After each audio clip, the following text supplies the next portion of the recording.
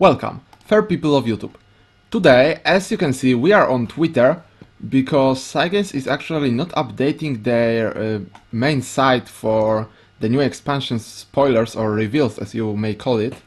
So we'll be working on their Twitter posts, and let's jump into it straight up. First card we see is Valhallan General. So Valhallan General is 6 mana 3/3 with effect Fanfare, give an allied follower +3/+3 and rush. So it's a one-time Leonidas Resolve buff, right? How good is this card? Let's first evaluate its costs and stats. On turn 6, 3/3 does not matter at all, but 3/3 with plus this buff is basically like 2 minions, right? But the condition is you have to have a minion. So how do you guarantee the minion? You may play Amulet, because I didn't mention it, but this card is Heaven exclusive. Actually, we can zoom on it, right? Yeah, there we go. This class is Heaven exclusive, so you can guarantee its buff by setting up like Pinion Prayer on turn 4 or something similar, and using it for more face damage, right? Because Pinion Prayer is Storm. But if you play your Beast Colaria on turn 3, you actually can play this on 6 and make your Tiger 7/7 with Rush. But why do you play it if you can just use your evolution point for +2/+2 and Rush? Well, that is the question I can't really answer you, except for this is great on Arena. And second point is you can make a minion rushing with this card and then evolve the general himself to rush for additional 5 damage. So if you, let's stick to the example with Beast Colaria, because this is an amulet that every Heaven plays, and it is not changing anytime soon. So if you set up Beast Call on 3, ideally you want to set up it on 2, of course, but if you play it on, let's say, 2 and 3 both, you will on turn 6 have Tiger and Falcon enter the battlefield. Then you buff the Tiger and you evolve the General. You have Falcon to rush for 2, General to rush for 5, and Tiger to rush for 7. So you have 3 different attack minions which can clear different targets, 3 in total, right? This is a pretty good turn if you ask me, but is this turn too defensive? Sometimes it is, because at the moment we have aggro meta. I don't know if it will change that heavily after expansion, but if the aggro meta persists, you will not want to play your turn entirely defensively. You will always want to push some face damage or, you know, put some pressure on the board. And 5/5 with 7/7, if you just trade them, they can be cleared by removal, even the weak one. Like if your target kills, let's say, Curate or Tiger, it can be banished by Blackened Scripture. Your opponent only needs 2 mana to clear it. Themis kills your entire board after this play. So I'm not sure if that's that good, and you will not always have 3 targets. But this is pretty versatile if you combo it with Beast Colaria, because you can use it as +3/+3 for your Falcon, and 6 mana 3 damage in Storm is actually what is standard in Shadowverse. You have Implancer, you have Moon, you have a new Stormer that we'll talk about later, probably not in this video. But it's actually pretty balanced, and you still get a 3/3 as a body. So overall, it's I would say a pretty good card. Not so sure about its use in Constructed, because in Constructed you sometimes top deck, right? In Arena too, but in Arena you try to play on curve, and you always have at least 3 or 4 cards if you are doing it correctly, if you drafted your deck correctly, especially when you are Heaven. So in Arena you don't top deck that much compared to Constructed, at least in my opinion, and at least with my playstyle, alright? And this is a terrible top deck if you don't have anything on the board. It's just a 6 mana 3/3 with no ability then. So that's why I think this will not be played in Constructed, because it's just inconsistent. If you play versus control deck, none of your minion will stick on the board. You will have to guarantee the value with Amulet, and there is not really a good Amulet that plays on curve with this card. Like Beast Colaria usually is much better dropped on 2 than 3. Divine Birdsong is better on turn 3 than 4. if we get to see a new amulet that would work well with this, but it would probably have to be something like summon a big taunt and then give it +3/+3 and rush. So Holy Sentinel is our only amulet that summons a big taunt. Of course, you have the Pious Fox. I guess that's the name of the amulet. The 4-mana amulet that summons you the Holy Fox, the 4-mana 4/5 taunt, or the 5-mana 4/5 taunt on one countdown. But you can play it on 5 maybe. It's actually not that bad, but the problem is that this amulet is pretty bad in itself. Holy Sentinel is much better version. So if you play Holy Sentinel on 2 when your opponent has 1 minion, then it syncs up perfectly with our Valhallan General, which may be pretty good, because on turn 6 you get basically 7/8 with Rush and Taunt. And you can evolve it to 9/10. Yeah, that would be pretty good, but the problem is that that's not how you wanna use Holy Sentinel. Right now we don't have any amulet that you wanna use with conjunction with the Valhallan General. So we'll probably need a new amulet, or something like a very cheap Stormer for Heaven.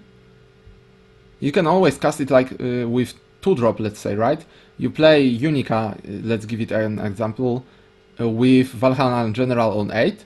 You then have 4/4 with Rush and 3/3 without ability. I mean, it's 5/5 with Rush and 3/3 with no ability. Is that a good turn 8? Probably not. Like, turn 8 can be so much stronger. For example, Odin is just a simply better removal, because you will only use one card, you will get a 4/3 instead of 3/3. You don't need another minion to activate its effect, and it will banish instead of trading a 5/5 into it. So not really a big fan of Valhallan General. You probably want it on Arena though, because on Arena your minions usually stick. It's trading half for one, and then you trade something stronger for this, and the stronger thing stays on the board. Then your opponent trades something even stronger for it, and that's how you go. And then you drop Valhallan General. You can buff your weakest unit to trade for something big, and save your medium unit together with General. So in Arena this is definitely a high priority pick. I wouldn't pick it over, like, what are good legendaries for Heaven? Like Jin the Arc is pretty good on Arena, not the best. Moon is pretty good. Heaven actually doesn't have that many good gold and legendary cards for Arena. So I would say this is a high priority pick. Of course you never pick it over Olivia, but because Olivia is in total +6/+6 and triple rush, right? Because 3 evolution points. So yeah, overall I would say 5 out of 10 in Constructed and 8 out of 10 in Arena. Our next card will be Samurai. Samurai is a 2-mana 2/2 unit for Swordcraft that is pretty standard stats, right? 2-mana 2/2 with ability is standard for Shadowverse. And from Far, if your opponent has 3 or more followers in play, your Samurai becomes 3/3 with Bane. Is that good? I would say no, because mostly when your opponent has 3 or more units, it's actually sometimes some deep in the game already, and 3/3 Bane doesn't really matter. Your opponent will trade 1 unit for it. You can like gain tempo by playing 2-drop that kills a lot of late game drops, but Samurai is never good enough as a standalone on the field. So you need to be in advantage on the board, and your opponent must have 3 or more units. Ideally, you play your Otohime, your opponent plays his own Otohime, then you trade something for like 1 guard and Otohime for his Otohime, then you play the Samurai, and Samurai can pretty much combat anything that your opponent plays after. But that's only versus Sword. Versus Heaven, you need their amulets to pop, and then you are probably losing if you play only a 2-mana 3/3 Bane, because they will simply ignore it, Black and Scripture it, Deaths of Defeat, or even Temis it if they are this kind of a deck. So I would not expect Samurai to see much play in Constructed, and in Arena it's also not that good because you don't want your opponent to have 3 or more followers in play. If he has it, he probably is winning, and Samurai is not enough to simply come back from that. Now let's consider Samurai with Evolution. You gain, if you get the effect, you gain 5-5 with Bane, that trades for 2 units guaranteed. But to be honest, 5-5 even without Bane is guaranteed to trade for 2 units. So yeah, it's not really that good. If you gain the Fanfare though, it's worth about 4 mana, but if you want a good Baner for 4 mana, you would rather want it to be a 1-4 than a 3-3.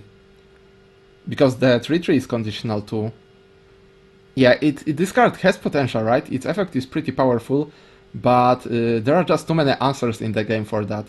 So you probably want to play it only on Arena, because first of all it's a 2 mana 2-2, but as I said in previous video, the Swordscraft doesn't need more 2-2s for Arena. The 2-2s of Swordscraft are good enough already. So yeah, this is just overkilling. Like, definitely overdoing it. Well, it's I guess for consistency, so Swordscraft in Arena will be even more smorky now. But I don't know, I like the design of the card, as the, you know, single-handedly handling the 3 opponent units. But in practice, this will usually die from a spell or a 3-2 unit or something like that. Even a 4-3. If you trade it with a 4-3, your opponent still has 2 more units. So maybe if you give it like Leonidas Resolve, that would be good, right? But if you play it on turn 10 at least, because that's when Leonidas Resolve can be on the field, you actually are still behind. Even if you get 6-6 with Bane, it cannot go face, and Leonidas Resolve usually buffs the Stormers the best, because you can finish the game. If you keep trading forever versus aggro deck, they will just ignore you and storm your face. You have to rush them if you have Leonidas Resolve then. Overall, I would say 5 out of 10 on both Arena and Constructed. Not too bad of a card, but definitely not amazing. Next up, we have Gold for Runecraft, Professor of Taboos. 6 mana 3-5. Whenever an enemy follower is destroyed during your turn only, so no during your opponent's turn, summon a zombie. Zombie is a 2 mana 2-2 token. At the end of your turn, perform Airfright, destroy a random enemy follower. So basically, if you don't have Airfright, the effect is not happening. Evolution doesn't change its effect, just gives +2/+2 to the unit. So, why is this card not so good, but can be really immense? First of all, you have to play it in Airfright deck, right? Because its effect is purely combined with Airfright. Though you can play it without Airfright and just summon zombies without this additional effect. But what are the decks without Airfright? Pretty much only Dimension Shift decks.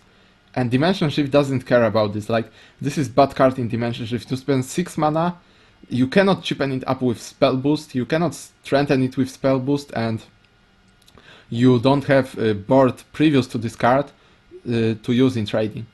So let's consider the perfect situation for this card. Perfect situation is when your opponent has 2 units and you have Earth Sigil on board. You play the Professor of Taboos, you evolve it, you kill 1 unit, the weaker one of course, and from the Airfright you kill the second opponent. For every additional unit your opponent has, you will need 1 of your own units, right? Actually, it's not right, because you can evolve the zombie. Well, no, because you already evolved Professor of Taboos. But if you have another unit, you can also play Taboos, Professor, rush your unit into opponent unit, and then evolve the zombie that was summoned. For additional clear, that will also give you another zombie if both of the units die. Well, your unit doesn't really have to die, but you will be running out of space. And since I said you will be running out of space, let's consider this problem, because that is literally the biggest problem of this card. If you play this in Airfright deck, you have board full of Sigils and Guardian Golems. Can you find space for Professor of Taboos? On a first turn, to get any value from it, you need to summon at least 2 zombies. So you will have guaranteed 1 zombie from Airfright effect, and you will have second zombie guaranteed from evolution. That means you need 3 spots on the board. If you have 2 sigils on the board, it's fine. If you have 2 sigils and a unit on the board, it's still fine. But if you have like no sigils on the board, the effect is suddenly too weak. If you have 3 units on the board, the effect suddenly cannot activate because you don't have space. And when do you play Professor of Tabus? If you play it on 6, you miss your Calamitous Curse on 6, so is Calamitous Burst better? It usually is better because it's exactly board clear, right? You kill everything from 5 health below, even banish it. And Professor of Tabus doesn't banish, he just kills. So I'm not really sure if this card will see that much play. If you have a refined deck that can consistently, you know, keep your board at 2 units together with Sigil and not screw yourself over but by not playing enough of your stuff, then this is a good one. So probably in a Sigil deck heavy on removal, like you would play 3 Witch Bolts, Calamitous Curses, probably some, I don't want to say Wind Blasts, but definitely the Glimmering Glows, or the Kaleidoscopic Glows I mean. Yeah, and in Arena this card is, I would say decent, but the Airfright is not consistent enough in Arena. Like, you don't build your deck around it, unless you do, of course. You know, sometimes you get to draft the Ancient Alchemist with like 10 Sigils and other Airfrights, like Shadow Witch or or any fetch for Guardian Conjuring. And you get the sick deck, you go 5-0, but then you don't need Professor of Tabus in it. Like, be aware that this is a gold card, so it takes your gold spot or legendary spot in your arena deck. You get only 2 picks from legendary. Is this better than other golds? Like, I would pick Yuno, Olivia, or the freaking Ancient Alchemist over this every single time. And if you consider other legendaries, like Marilyn is pretty bad on Arena, Erasmus is semi-good, but I think Professor of Tabus is actually better than Erasmus. And your last legendary is Sun Oracle Pascal, that is definitely better than Professor of Tabus. But you have to have consistent Sigil deck already. So when you see Airfright legendary on or gold on your first pick, you usually don't pick it unless it's Yuno or Ancient Alchemist. Because you are guaranteed some Airfrights. There is not a single possibility that you will draft your deck without a single Airfright, unless, you know, you will really hard try to avoid all the Airfrights. Even then, you still might get a single Airfright on both sides, and that's pretty hard chances of that happening. Yeah, so on Arena, this card is very solid. You will definitely have some board, that's Runecraft thing. You will set up some board with golems or other minions, you will hide your stronger units behind your tomes, and then you will play Professor of Tabus, not even on turn 6, it's pretty good already on turn like 8 or 9. And you will trade your units, because as Rune you always want to be trading. Generally on Arena you want to be trading unless you are playing Sword or very aggressive Shadow. And then you get zombies and you outvalue your opponent infinitely, unless they have a spell to clear your board like Themis or Conflagration. Conflagration doesn't even kill Professor of Tabus, so that's another plus. Overall, pretty solid card. I would say 5 out of 10 again in Constructed, mostly because of board size problems and because of Airfright dependency. And in Arena, it's, I would say, solid 7 out of 10. Our next card is Maahes, gold for Forest Craft. That is, I can tell you already that this card is simply broken. It's 6 mana 5/5 with Ward. I don't know what the Ward is doing on this card, but we'll move to it shortly. Fanfare, deal 2 damage to all enemies, including your opponent's face, if at least 2 other cards were played this turn.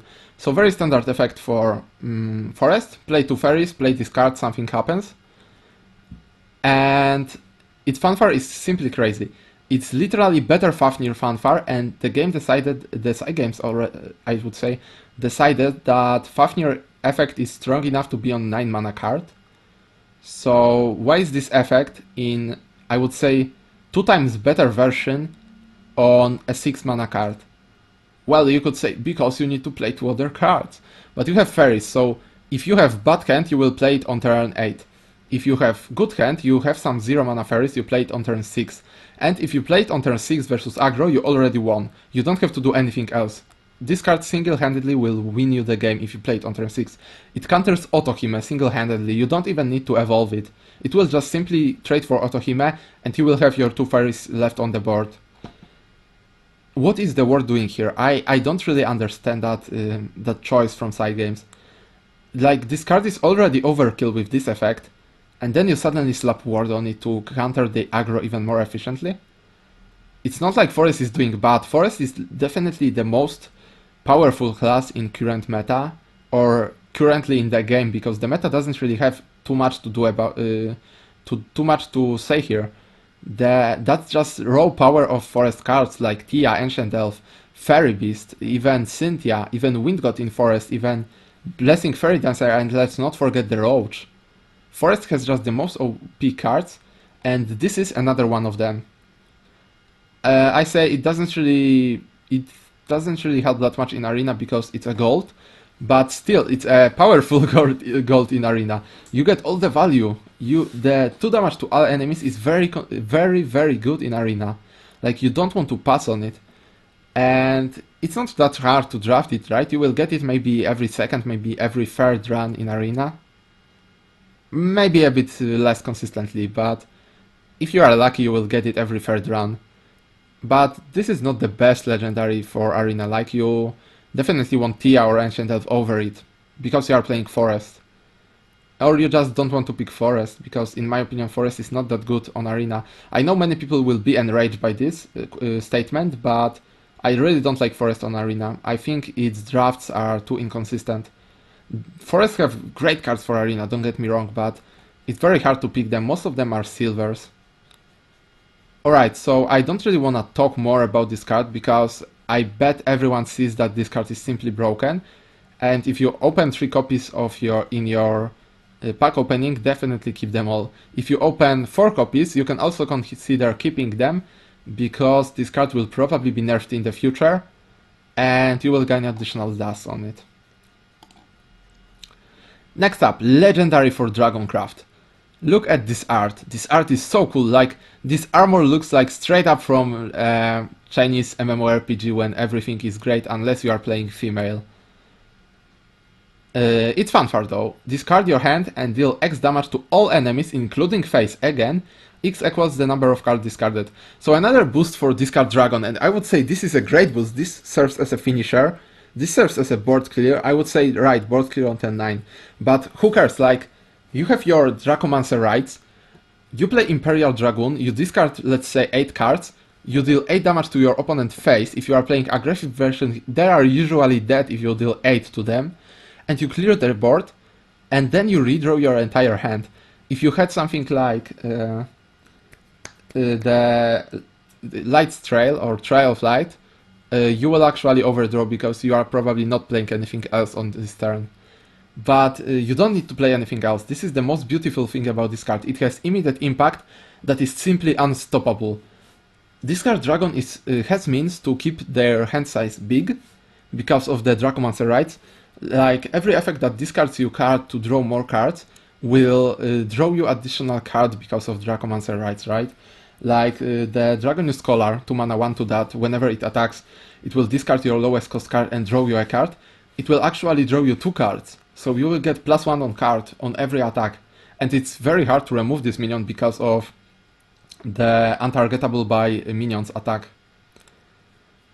And this card is great. I definitely love Imperial Dragoon. I would give it 10 out of 10 because I love this card archetype, but there is when we encounter a problem. This card archetype sounds cool, but is actually pretty bad, because you are overdrawing, you are decking out, you are literally discarding your best options sometimes because you have to discard to keep your game going, and you just sometimes lose by your own cycle. You just have to cycle to... It's like D-Shift, right? D-Shift has to cycle to win the game. Discard Dragon also has to cycle to win the game, but they are cycling a lot faster. Which means you lose more cards, you draw more cards, you deck out much more quicker than D-Shift, and you don't have solid one-turn kill finisher like D-Shift does. If this is a one-turn finisher, well, it's not. It's only 8 damage at the top. But if you combine it with... If you have on board the I don't remember the name of the card, but the 2-mana 2/2, that whenever you discard the card deals damage to your opponent face, this is actually 16 damage face, plus 8 damage to entire board. If you have 2 of them, you don't really need this card, because you already, by Altel Fate or Angel Crusher, you deal 16 damage face. But with this you can deal, with this and 2 of those 2/2s on the board, you deal 20, I would say 24 damage face. That was hard math, I know, but that's immense. But this is a combo you will never get. On turn 8 your 2/2s are not sticking, they are just a fodder. But still, this card is great on its own. You don't need to set up any combos with it. All you need is Dracomancer Rites. Unless you are killing your opponent, then you don't even need that. But if you are playing Discard Dragon, you always need your Dracomancer Rites on board. You are basically cycling your cards until you get Dracomancer Rite, and then you get aggressive. That's how you play Discard Dragon. If you are interested a bit more in Discard Dragon, I can explain it on my stream. If you can catch me there, that would be great. Alright, but my I would say score for this card is, as I said, I cannot give it 10 or even 9 because of how bad Discard Dragon is, but it's definitely playable and it's definitely making the archetype better, so I will give it 8 out of 10. On Arena, you avoid this card, you always pick the other side. Even though you are not top decking on Arena usually, this is 9 mana 5/5 that will deal like, I don't know, Angelic Barrage or maybe 2. Yeah, this is not a good option. If you have, like, you know, if you build amazing Discard Dragon deck, like you get Imperial Dragon with Dracomancer Rites on your first pick, then you pick every discard synergy, and then you, on your last pick, you get another Dracomancer Rites, then this card is definitely good. But you will deck out pretty quickly if you play Discard Dragon on Arena, because your deck consists only of 30 cards, not 40. Yeah, pretty good card overall. I will definitely be crafting that for my Discard Dragon. Then we have Goblin Mage, a bronze card, neutral, 3 mana 2/2, Fanfare, put a random 2-play-point follower from your deck into your hand. So that's basically 3 mana 2/2 draw a card guaranteed. We saw that already, right? And it's not even draw any card, it's draw a Central Cant, a 2-play-point follower. We saw some 3 mana 2/2 fetches. We have Prism Priestess, right? It's a 3 mana 2/2 fetch that draws you an amulet. Is this comparable to Prism Priestess? I would say no, because first of all, Prism Priestess draws you amulets that you are basing your deck on if you are playing Prism Priestess. Second of all, Prism Priestess can draw you Seraph. Goblin Mage cannot draw you late game. It can only draw you a 2-drop. So most of the times you will play that in your decks that play a lot of 2-drops and not too many 4-drops. Like for example Blood, you can fetch Venya with it, or Blood Wolf. Those are usually only 2-drop followers. After that you have mostly spells. And this is actually probably the best in Blood. The problem with Blood is it doesn't need the draw, because it's fast enough to kill your opponent without drawing cards. It has a lot of direct damage. So Blood doesn't really want to see this card in a deck. I love the Goblin in the background though. Goblin is a cool card. But why is Goblin here? Like, it doesn't even fetch a Goblin. Science explain, are you nerfing Goblin to 2 mana? I know Goblin is good, but I don't know, that's some conspiracy there. But yeah, I would say the card is very solid on Arena, because on Arena you want your 2-drops, they fit the curve the best. Like you can fit your 2-drop in every curve play. The 2-drops are literally saviors of Arena. You may say that 1-drops fits even better, but 1-drops are usually very low value and 2-drops are decent already. Like, you have 2 attack, you can trade for 3 drops. 1 drops trade only for some 2 drops and some 1 drops. And 2 drops trade for 2 drops, 3 drops, and even some 4 drops. And that's pretty much my arguments. Like, this card is very solid on Arena. Not in so good in Constructed though, mostly because of lack of targets. If you want to fetch a card, like a certain card, you usually want it to be some kind of a combo card. Like Amulet's combo with Garuda and not Divine Favor, that's a different game, and Hollow Dogma. That, you know, these are not really like game-ending combos, but they are very good. If it was fetching a 2-mana card, then I would see it play in maybe in Stormhaven, but I'm not sure. It's probably better that it fetches only followers. Because if you could fetch spells with it, you would maybe even play it in D-Shift. As in, you know, 3 mana, draw a card, that is a 2-2. If D-Shift had 3 mana, 2-2, draw a card, no, that would probably be too weak. That would probably be too weak, yeah. Because it's not spell boosting your hand. Like, you play the sorcery catcher over it every single time. Alright, not many things to say about Goblin Mage. It is a bronze neutral card. They don't tend to be amazing, but it is definitely solid. You can sometimes pick it in Arena or even in a deck. Especially good for beginners aggro decks. It guarantees you consistency, and on lower ranks the aggro decks are usually still trading. So, I mean, not, you know, like trading is a mistake in aggro deck, but I mean that the aggro decks are a bit more mid-rangey. And this is pretty cheap card, because it's bronze, that is easy to play with. So yeah, I would definitely recommend it to new players.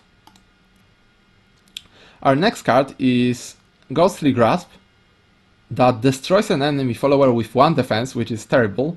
But if you have enough shadows, you can choose to use Necromancy 8 to destroy an enemy follower with 2 defense or more instead. So, it says that we can choose. But do we actually get a choice? I don't think so. We will just, you know, pick a target, and that is it, like Deathbrand. Speaking of Deathbrand, this is just a desperate Deathbrand. And I stole that quote from our Discord server. If you are not on Discord yet, I will leave you the invitation code or link in description, because if you are interested in Shadowverse, if you are new to the game, if you just want to, you know, join our community, that would be great, and you can find a lot of help here. Definitely recommend you joining the community. Alright, so talk more about this card. It's pretty bad, I would say. Like, 1 mana destroy follower with 1 defense, that Necromancy 8, like, how do you even pay 8 shadows for it? You could use 2 Deathbrands for its cost on like 2 Tigers or 2 Alucards or 2 anything, 2 Fafnirs even. Like, this is not a good card. And what if you want to remove the 2 defense follower? You can either pair 1 mana and 8 shadows, or you can pay 3 mana and 0 shadows. You can pay 2 mana and 0 shadows if you play the Resentment and you don't have shadows for Necromancy. Like, this is a bad card. This is a really bad card. You don't want it in Arena either, because you usually have better use for your Necromancy. And followers with 1 defense, what do you even target? Holy Falcon? Maybe? Maybe something after trade? Why not use Deathbrand? This is my only question. Why not use Deathbrand? Let's just move on, because this is simply worse Deathbrand.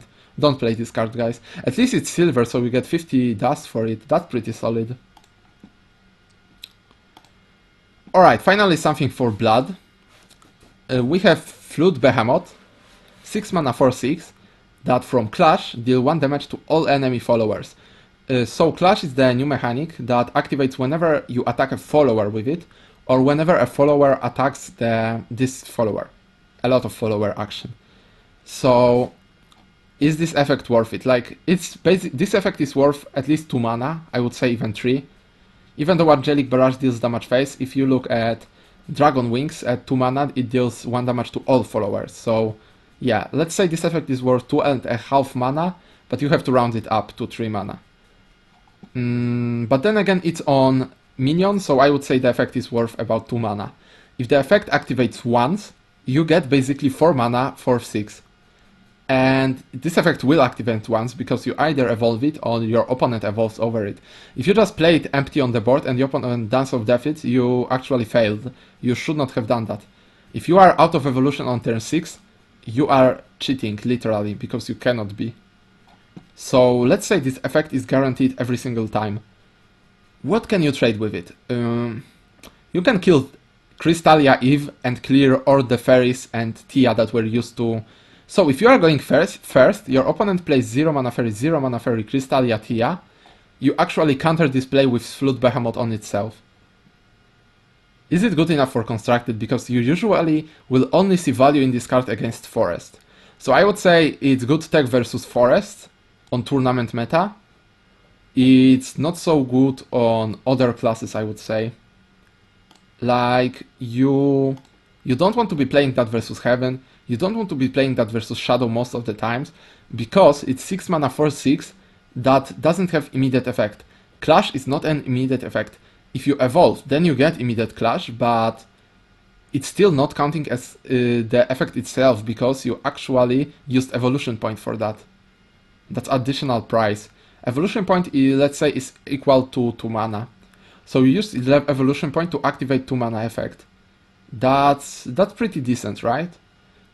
And 6 mana for 6 are pretty standard stats. You see Sage Commander being played a lot, but Sage Commander gets +4/+4 buff to your board. That is, it's definitely worse than Sage Commander. It doesn't counter Sage Commander, I would even say that Sage Commander counters it. So overall, I don't think it's good in Constructed, unless you are facing only Forest. And in Arena, it's actually very powerful. Like, 1 damage usually will always matter in Arena, because it lets you trade with your weaker units into stronger units. And 6 mana for 6 is pretty hard to remove. Like, if your opponent was if your opponent is out of evolution points when you played, it is probably sticking. Like, on the entire Arena, you rarely get more than 1 or 2 hard removals. Unless you are playing like Shadow or Heaven and you get Blackened Scripture, Deathbrand and stuff like that. Or, you know, every class has its own removals. But mostly the removals are silver. And Flat Behemoth is overall a very interesting card. I would not say it's really good, but it's definitely a solid 5 out of 10 in Constructed, just because it counters the strongest card in Arena. What? How did I ever say that? Just because it counters the strongest class in Constructed. And in Arena, it's very solid just because of its stats and effect, like, you know, in vacuum. So in Arena, definitely 8 out of 10. It's definitely a buff to Blood, because Blood is struggling in Arena right now. And in Constructed, I won't really see it played. I really dubbed it. Like, Blood is mostly aggressive class, and if you go defensive with Blood, you rely on your Vengeance clears and you don't need it. It's like too pricey. When you play defensive with Blood, you, instead of mana, you use health to clear the board. Like, you know, Revelation, you need to be on low health, cheap clear. Other like Diabolic Storm or Demonic Storm, you also get it very cheap because you lose 3 HP. Alright, do we have any more cards? Yeah, we have 1 more card for this video. And it's 3 mana Voice of Resentment, 4 Shadow, Bronze, Summon to Ghost, and Enchant 8, give the Summoned Ghost Bane. So Enchant, another new mechanic, I already talked about it in previous video. If you have 8 mana, basically, for this example, you will pay 8 mana instead of 3, and the additional effect will activate. So how good is that? 3 mana Summon to Ghost, it's pretty bad. Well, it gives you 1 Shadow, and you get 2 Stormers. It's pretty good if your opponent played like a lot of 1 mana minions. Excuse me for a drink. But it's pretty bad if your opponent play on curve. If you are going first, you can trade this card for a 2-drop. But you can also play a 3 mana 2/3 that will trade for a 2-drop and deal damage to a 3-drop. So it's never better than 3 mana 2/3. Unless you get to play it as a 8 mana card. And then it's basically 3 mana, kill 2 units that can be stopped by taunt. So everything like Queen Vampire stops it completely. Tia is actual, you trade it for Tia, but you use 8 mana to trade for Tia. That is pretty bad. You can kill Ancient Elf, but late game Ancient Elf is usually easily killed anyway. Like, I would say that again this card is worse than Deathbrand, because on 3 mana it has 1 damage less reach and can be stopped by taunt, and on additional effect it still can be stopped by taunt. Sure, it gets 2 targets instead of 1, but is 5 mana more expensive. So overall I don't really like this card. It may find some use in pure aggro decks. Like aggro Shadow could actually be happy with that card, because you can combo it with Cerberus, and there is another point. You can combo it with Cerberus for Pseudo Phantom Howl that doesn't cost you Shadow but is capped at 2 ghosts. 2 ghosts with, let's say, 1 Cerberus is actually 6 damage. That is not really good, but it's 5 mana, 6 direct damage. But you had to pay 3 mana beforehand. I mean 5 mana for Cerberus. That is 3/3. So I don't really like this card really. I don't wanna say it's bad, but I wanna rate it pretty low, like 4 out of 10 in Constructed and even lower in Arena, because Arena is all about value, and spells that don't give you a lot of value are usually bad there. So probably 1 out of 10 in Arena. I am pretty harsh on this card, but I really don't think it's a good card. If it was 2 mana base, that would be much better. 2 mana base would be definitely better. Alright, so that will close our video here. We don't have any more cards. Well, actually we do, but they will be included in next video that I will record shortly after this one. So hope you enjoyed this little evaluation. If you want to check previous part, it is on my playlist. I will make a playlist for the evaluation series, and you can find it there basically. Hope you enjoyed the video. Check out my Twitch channel, you can find the link down in the description. If you have any further question, it would be best to address me there. Peace out.